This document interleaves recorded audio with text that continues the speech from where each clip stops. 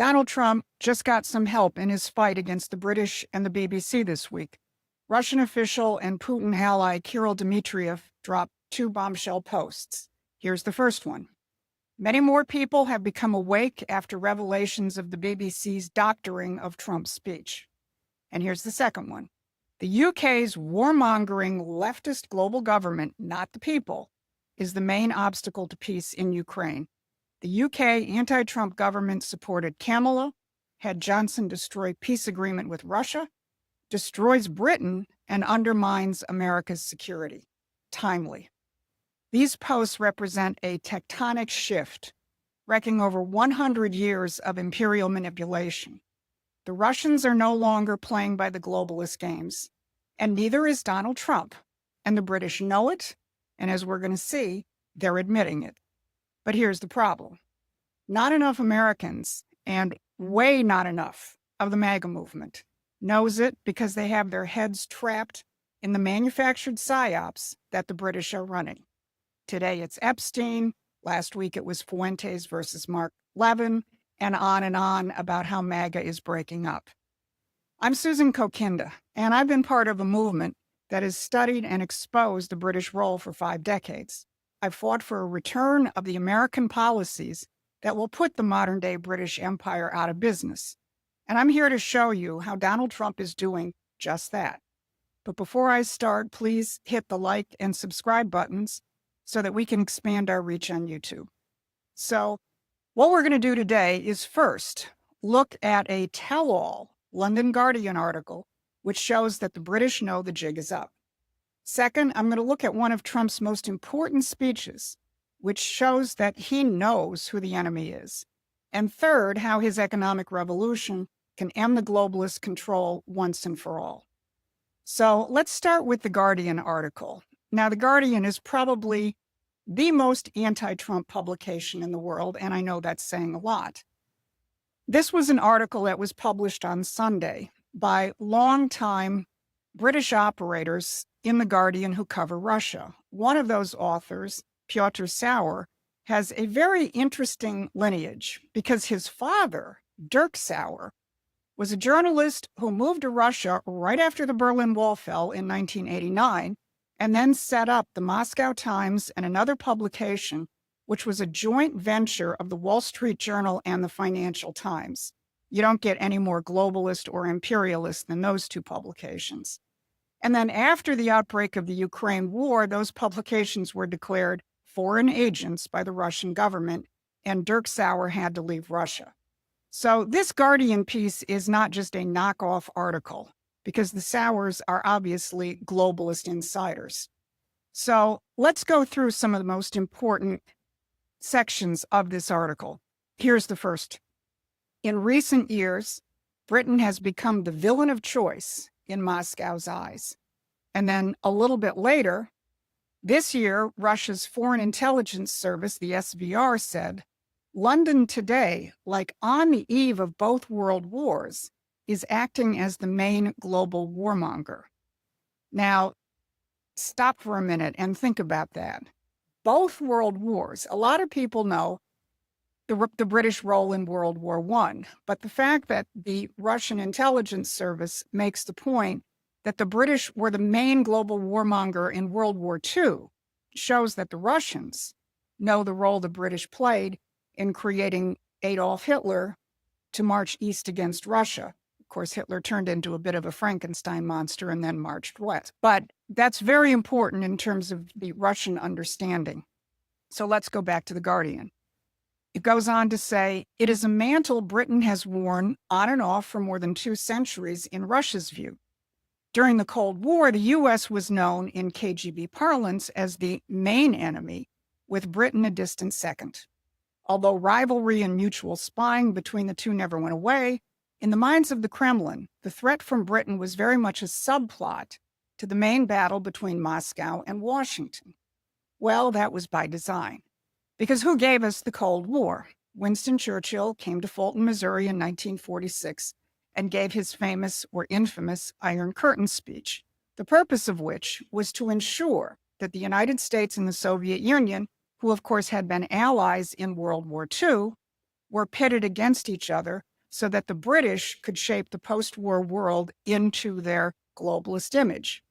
And that tactic of pitting potential allies against each other is a long-standing British tactic, which even The Guardian admitted when they say, but rivalry between Russia and Britain has a long history stretching back to the great game of the 19th century, when Imperial Russia and Britain fought for influence in Central Asia.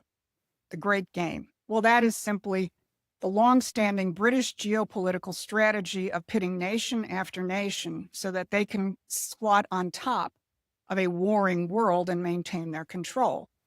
And the Great Game in British geopolitics have especially targeted two countries, Russia, because it straddles Europe and Asia, which to the British is the heartland, and if you control the heartland, you control the world, and the United States, because the British recognized that they had to crush the American system of economics and keep it from spreading.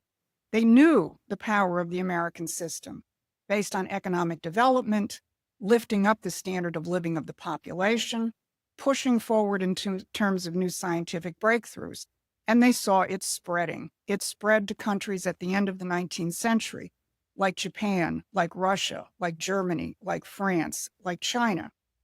And frankly, every war in the past 130 years has been an outgrowth of British geopolitics, keeping countries at each other's throats, especially any country that might begin to tilt toward the American system. And that included things like the Cold War, which kept the United States and the Soviet Union at each other's throats. But then after the fall of the Berlin Wall, the Cold War supposedly continued against Russia. And of course, we then saw it in the form of Russia, Russia, Russia. But Trump is not playing their game. And this is forcing the British out of the shadows. So to go back to the London Guardian, they report that, quote, among Russia's ruling elite, the once innocuous term Anglo-Saxons has been reborn as shorthand for the Kremlin's deepest anxieties about the West. In the official lexicon, it no longer denotes an ancient people, but a geopolitical cabal led this time by London and accused of plotting to contain, humiliate, and ultimately dismantle Russia. And a little bit later down in that same Guardian article, they report public opinion has followed suit. According to a poll this summer, 49% of Russians name Britain as one of their country's main enemies. Now, remember, we're reading from a British newspaper, admitting that the Russians are blowing the whistle on their geopolitical cabal. Now comes the kicker. At the very end of the article, The Guardian says, so from Moscow's perspective, the UK is more isolated than at any time since 1914 and can be picked off. 1914. Let's go back to the first decades of the 20th century, because that's when Britain began to sink its tentacles deeper and deeper into the United States. First, the McKinley assassination, who was our last truly American system president until now. Then the establishment of the Federal Reserve in 1913, the creation of the Council on Foreign Relations, which was an appendage of the British Round Table. All of that has gotten us to where we are today. Over 100 years of British control over American policy. Now, if you're beginning to recognize that this is a history that you need to understand, go to Promethean Action. Subscribe to our free newsletter. Because while The Guardian just spilled the beans, we've been talking about this for a long time, and you want to stay in touch. So why are we at the point where the UK can be picked off? Because of Donald Trump and the reassertion of America First economics and strategy. We're no longer the dumb giant for globalist imperial interests. Russia understands this, and so does Trump. But you're supposed to miss this through the noise of what's going on in Congress with the Epstein files and everything else they're throwing at you. So in order to cut through the noise, I'm going to play excerpts from a 2023 speech that Donald Trump gave in Michigan. I'm doing this as a public service because so many people are being disoriented right now by British Psy-war operations. First, I'm going to read one quote that Trump gave, and then you're going to listen to part of the speech. He said, So if you want to save your livelihoods and your way of life, then you need to send a message and join the ultimate strike against the globalist class by casting your vote for a gentleman known as Donald Trump.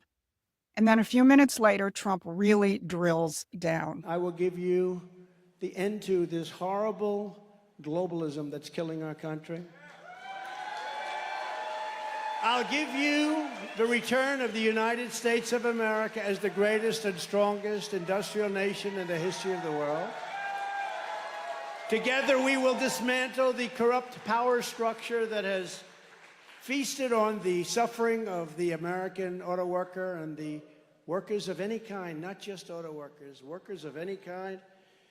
We will cast from power the financial forces that have turned American cities into ghost towns. No leading politician in my lifetime has identified the enemy in such clear terms.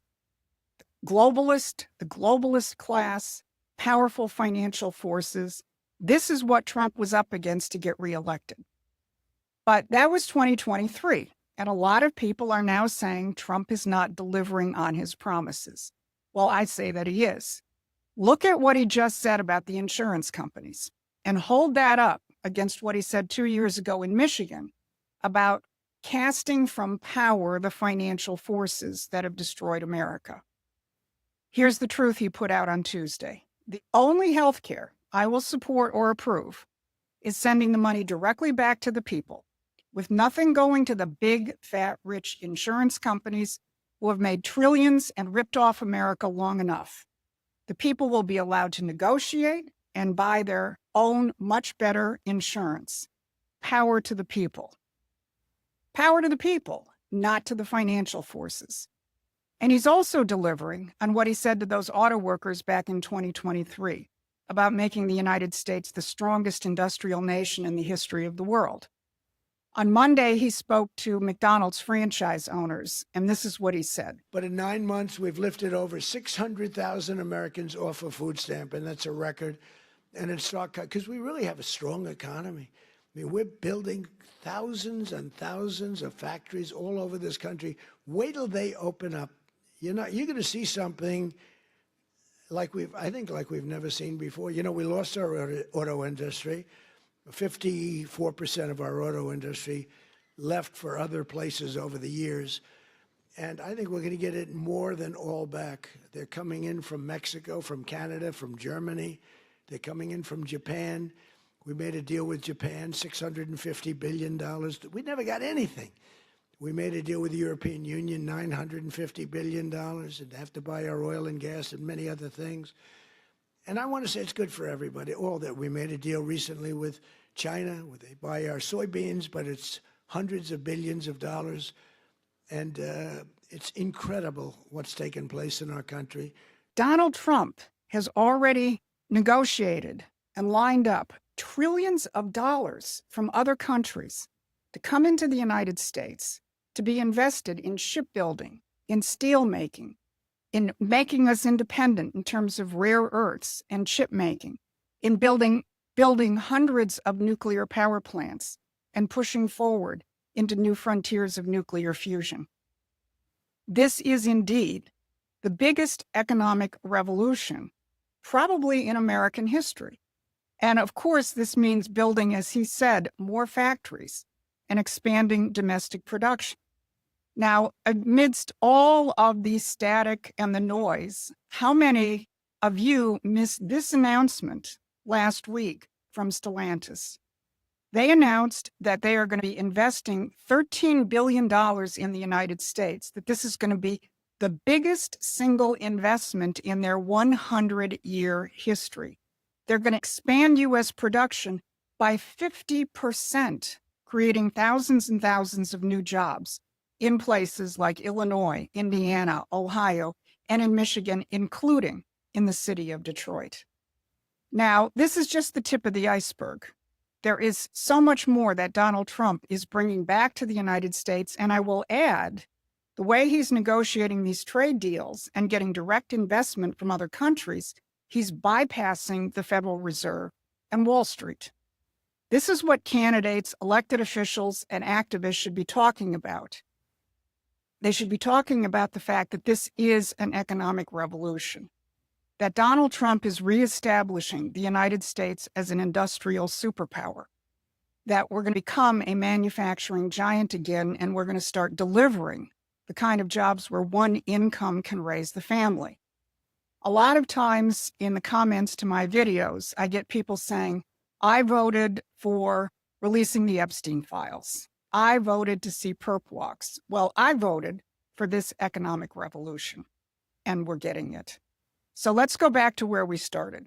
The Russians are publicly saying where the war threat is coming from and who the enemy is, and that it's the British Empire. The British are admitting that they are becoming isolated because of this. And they know that Trump is serious, that he's following through on his promises, and that his policies will leave them in the dust. They're counting on you to get dragged into their psyops and to get played.